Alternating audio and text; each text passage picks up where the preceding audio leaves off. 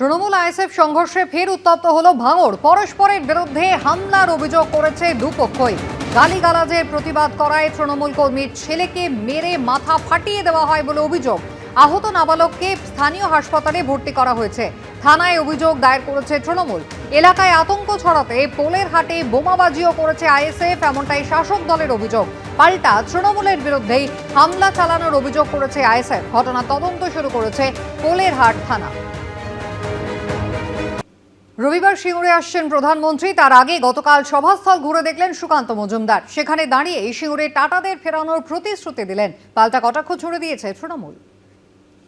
ভারতীয় জনতা পার্টি সরকার 26-এ গঠন হবে এবং আমি বলছি টাটা সিঙ্গুরে ফিরবে। বিধানসভা ভোটের মুখে ফের চর্চায় সিঙ্গুর। 2011 সালে রাজ্য রাজনীতির পালাবদলে বড় ভূমিকা নিয়েছিল এই সিঙ্গুর। পশ্চিমবঙ্গ থেকে কারখানা সরাতে হয়েছিল টাটাকে। 34 বছরের বাম শাসনে ইতি টেনে ক্ষমতায় এসেছিলেন মমতা বন্দ্যোপাধ্যায়। 26-এর ভোটের মুখে রবিবার সিঙ্গুরে সভা করবেন নরেন্দ্র মোদী। তার আগে বুধবার সভাস্থল পরিদর্শন করলেন সুকান্ত মজুমদার।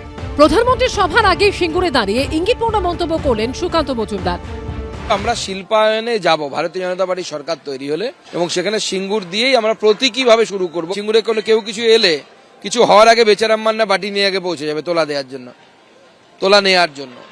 তো স্বাভাবিকভাবে এখানে হওয়া সম্ভব না। বিজেপির সরকার আসবে এবং এখানে শিল্প তৈরি হবে, টাটারাও ফিরবে, অন্যান্যরাও ফিরবে। সিঙ্গুরের বুকে নরেন্দ্র মোদী কেন, অনেক তাবৎ নেতারাও এসেছিলেন। সিঙ্গুরের মানুষের মনের যে চিঁড়ে, সে চিঁড়ে ভেজাতে পারেননি।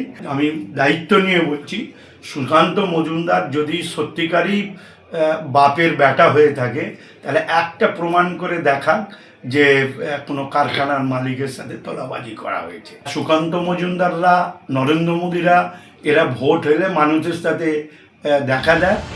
প্রধানমন্ত্রীর সভা হবে, কিন্তু শিল্প কি আসবে সিঙ্গুরে?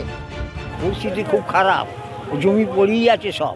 এখন টাটা হোক, শিল্প হলে ভালো হয়। আমাদের খুব ক্ষতি হয়ে গেছে। জমি জায়গা যা হয়ে রয়ে তো আর চাষ হবে না, কারখানা করলেই ভালো হবে। এই দিন সিঙ্গুরে বাড়ি বাড়ি ঘুরে প্রায় 200 কৃষকের হাতে প্রধানমন্ত্রীর সভার আমন্ত্রণ পত্র তুলে দেন সুকান্ত মজুমদার। শিবাশিস মৌলিক ও সোমনাথ মিত্র রিপোর্ট, এবিপি আনন্দ। আইপ্যাক কাণ্ডে শুভেন্দু অধিকারীর বিরুদ্ধে করা একটি মন্তব্যের প্রেক্ষিতে মুখ্যমন্ত্রীকে আইনি নোটিশ পাঠিয়েছেন বিরোধী দলনেতা। সেই ঘটনাতে এবার সরাসরি মুখ্যমন্ত্রীকে হুঁশিয়ারি দিয়ে এক্স হ্যান্ডেলে শুভেন্দু অধিকারী লিখলেন, মমতা বন্দ্যোপাধ্যায়, এবার আপনার সঙ্গে আদালতে দেখা হবে। পাল্টা উত্তর তৃণমূলের। আরও চরমে মুখ্যমন্ত্রী ও বিরোধী দলনেতার সংঘাত। আইনি নোটিশ পাঠিয়েছিলেন আগেই, আর এবার সরাসরি মুখ্যমন্ত্রীকে হুঁশিয়ারি দিয়ে এক্স হ্যান্ডেলে শুভেন্দু অধিকারী লিখলেন, মমতা বন্দ্যোপাধ্যায়, এবার আপনার সঙ্গে আদালতে দেখা হবে। 8ই জানুয়ারি কয়লাকাণ্ডের তদন্তে আইপ্যাকের কর্ণধার প্রতীক জৈনের ফ্ল্যাট ও অফিসে তল্লাশি চলাকালীন মুখ্যমন্ত্রী সেখানে পৌঁছে যাওয়া, ফাইল বের করে আনা নিয়ে তোলপাড়ের মধ্যেই শুক্রবার হাজরা সভা থেকে মারাত্মক অভিযোগ করেন মমতা বন্দ্যোপাধ্যায়। হচ্ছে কয়লার টাকা কে খায়? অমিত শাহ খায়। গদ্দার অ্যাডপ্টেড সন হয়ে গেছে। গদ্দারের থ্রুতে টাকা দেয়। সাথে আছে এক জগন্নাথ। জগন্নাথের থ্রুতে টাকা যায় শুভেন্দু অধিকারীর কাছে, আর শুভেন্দু অধিকারীর থ্রুতে টাকা যায় অমিত শাহর কাছে। মুখ্যমন্ত্রীর মন্তব্যের প্রেক্ষিতে সেদিনই তাকে আইনি নোটিশ পাঠান শুভেন্দু অধিকারী। এক্স হ্যান্ডেলে এই চিঠির ছবি পোস্ট করে তিনি লেখেন, ইডি তদন্ত থেকে জনসাধারণের দৃষ্টি ঘোরানোর মরিয়া প্রচেষ্টায় আমার বিরুদ্ধে সম্পূর্ণ ভিত্তিহীন ও মানহানিকর অভিযোগ করেছেন মুখ্যমন্ত্রী। আমার আইনজীবীর মাধ্যমে আমি তাকে একটি আইনি নোটিশ পাঠিয়েছি, যেখানে 72 ঘন্টার মধ্যে তার দাবি সপক্ষে প্রমাণ দিতে বলা হয়েছে। নির্ধারিত সময়ের মধ্যে তিনি তা করতে ব্যর্থ হলে আমি মানহানির অভিযোগে তার বিরুদ্ধে দেওয়ানি ও ফৌজদারি আইন অনুযায়ী পদক্ষেপ করব। সেই 72 ঘন্টার সময়সীমা পেরোতে বুধবার সরাসরি মুখ্যমন্ত্রীকে হুঁশিয়ারি দিয়ে নিজের এক্স হ্যান্ডেলে শুভেন্দু অধিকারী লেখেন, মমতা বন্দ্যোপাধ্যায় দিশেহারা হয়ে পড়েছেন। আমার পাঠানো মানহানির নোটিশে দেওয়া সময়সীমা শেষ হয়ে গেছে এবং তিনি কোনো উত্তর দিতে পারেননি। মুখ্যমন্ত্রীর আচরণের মাধ্যমে স্পষ্ট করেছেন যে আমার নাম কয়লা কেলেঙ্কারিতে জড়িত বলে কল্পিত অভিযোগগুলি কোনো স্পষ্ট প্রমাণ তার কাছে নেই। অভিযোগগুলি সম্পূর্ণ তার মস্তিষ্ক প্রসূত এবং তার বিকৃত মানসিকতার প্রতিফলন। এরপরে বিরোধী দলনেতা লিখেছেন, আদালতে আইনি লড়াইয়ের মুখোমুখি হবার জন্য প্রস্তুত হন। মমতা বন্দ্যোপাধ্যায় এবার আপনার সঙ্গে আদালতেই দেখা হবে। অমিত শাহজি, রাজনাথ সিংজিরা তারাও ভাগ নেয়। আমি ডিফেমেশন করেছি, মুখ্যমন্ত্রী বলেছিলেন পেন ড্রাইভ আছে, আমি বলেছিলাম 3 দিনের মধ্যে প্রমাণ দিন, নইলে ক্ষমা চান। প্রমাণও দেননি, ক্ষমাও চাননি।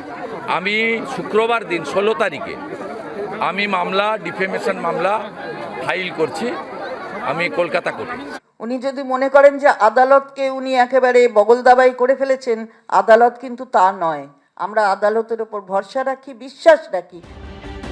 সব মিলিয়ে রাজ্যের মুখ্যমন্ত্রী এবং বিরোধী দলনেতার সংঘাত বাড়াচ্ছে রাজনৈতিক উত্তাপ। আশাবুল হোসেনের রিপোর্ট, এবিপি আনন্দ, কলকাতা। ফরাক্কা বিডিও অফিসে এসআইআর শুনানি চলাকালীন ভাঙচুর চালালেন তৃণমূল বিধায়কের অনুগামীরা। বিধায়ক মনিরুল ইসলামের উপস্থিতিতে চলে তাণ্ডব। কিন্তু এই ঘটনায় অজ্ঞাত পরিচয়দের বিরুদ্ধে এফআইআর করেছেন বিডিও, আর তার ভিত্তিতে দুজনকে গ্রেপ্তার করা হয়েছে বলে নির্বাচন কমিশন সূত্রে খবর। বিডিওর ঘরের দিকে দল বেঁধে ধেয়ে যাচ্ছেন খোদ তৃণমূল বিধায়ক। বিডিওর ঘরে ঢুকে পড়লেন বিধায়কের অনুগামীরা। এরপরে চেয়ার তুলে টেবিলে আছাড়, আসবাবপত্র ভাঙচুর। মুর্শিদাবাদের ফরাক্কায় বিডিও অফিসে বুধবার দেখা গেল এই ছবি, যার জেরে সাময়িকভাবে বন্ধ হয়ে গেল এসআইআর এর শুনানি। এদিন শুনানি চলাকালীন তৃণমূল কর্মী সমর্থকদের নিয়ে বিডিও অফিসে হাজির হন তৃণমূল বিধায়ক মনিরুল ইসলাম। বিডিও অফিসের বাইরে স্লোগান দিতে থাকে তারা। ভেতরে তখন চলছিল এসআইআর এর শুনানি।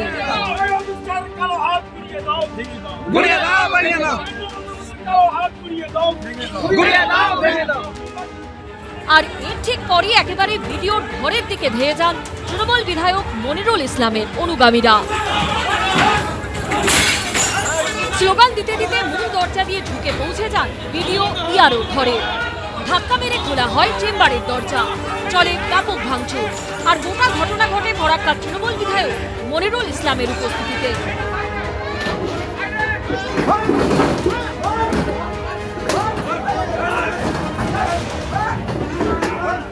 বিক্ষোভকারী তৃণমূল কর্মী সমর্থকদের অভিযোগ, এসআইআর এর নামে হয়রানি করা হচ্ছে।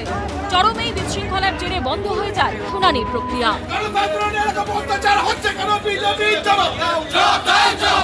এখানে প্রশ্ন উঠছে, বিডিও অফিসের তৃণমূল বিধায়কের নেতৃত্বে একদল কর্মী সমর্থক ঢুকে ভাঙচুর চালালো, পুলিশ কেন বাধা দিল না?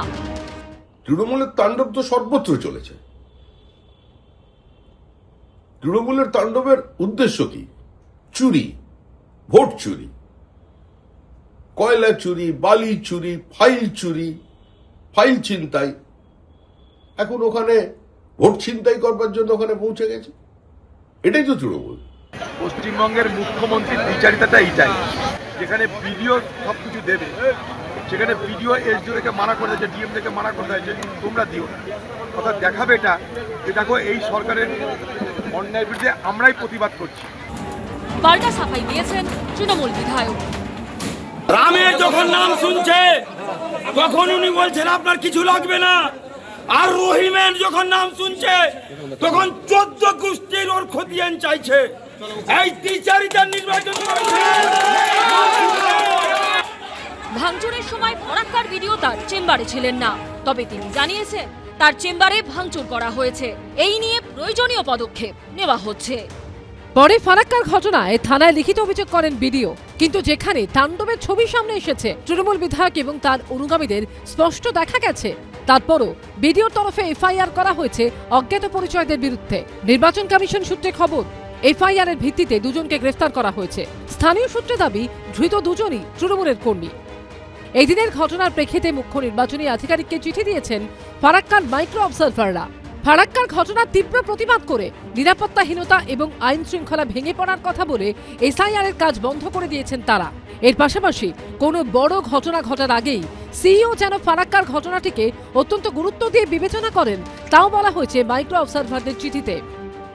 রাজীব চৌধুরী, রুমা পাল ও বিজেন্দ্র সিংহ রিপোর্ট, এবিপি আনন্দ। এবিপি আনন্দ, এগিয়ে থাকে, এগিয়ে রাখে।